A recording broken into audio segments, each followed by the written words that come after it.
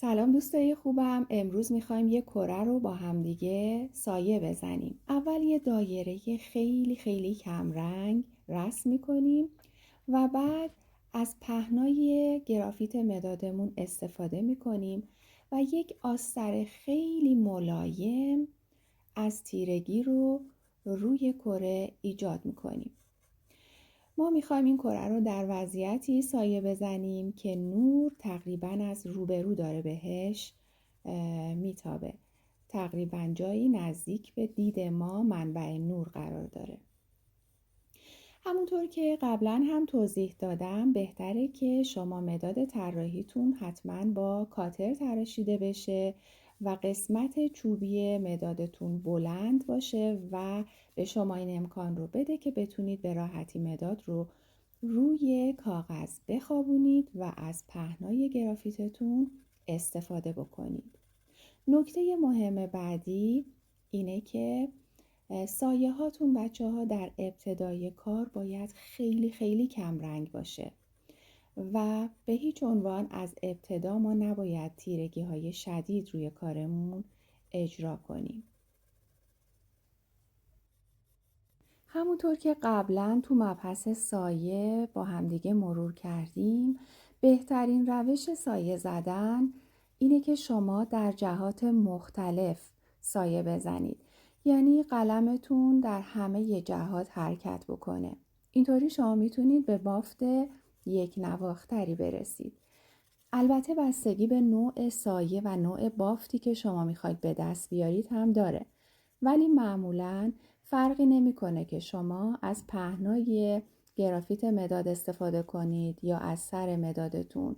اگر بتونید در جهات مختلف مدادتون رو حرکت بدید روی کاغذ، خیلی راحت‌تر میتونید به یک بافت زیباتر و یک نواختر دست پیدا بکنید.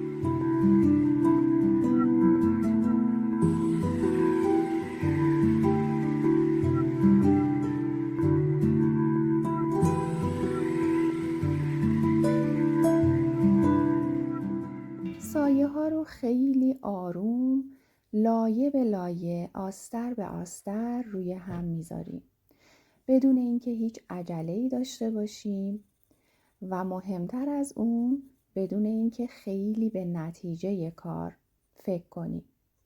در حین سایه زدن سعی کنید با آرامش فقط در همون لحظه به حرکت مداد و کنترل عضلات دستتون تمرکز داشته باشید.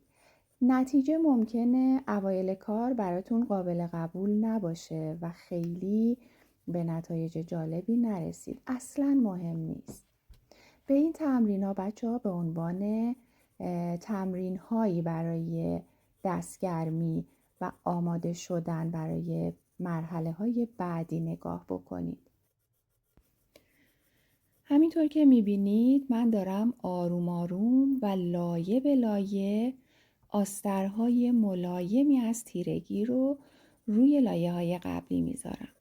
این کار به ما کمک میکنه که بتونیم کنترل خیلی خیلی بیشتری روی تیرگی ها و روشنی ها داشته باشیم و بتونیم تیرگی هامون رو به آرومی به روشنی تبدیل بکنیم.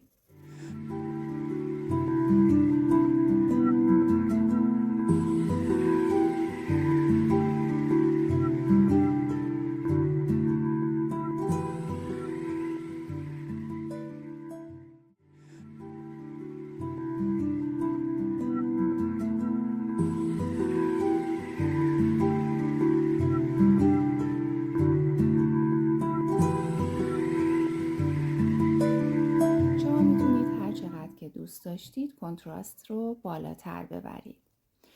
تا جلسه آینده لحظه هاتون پر از آرامش و خداحافظ.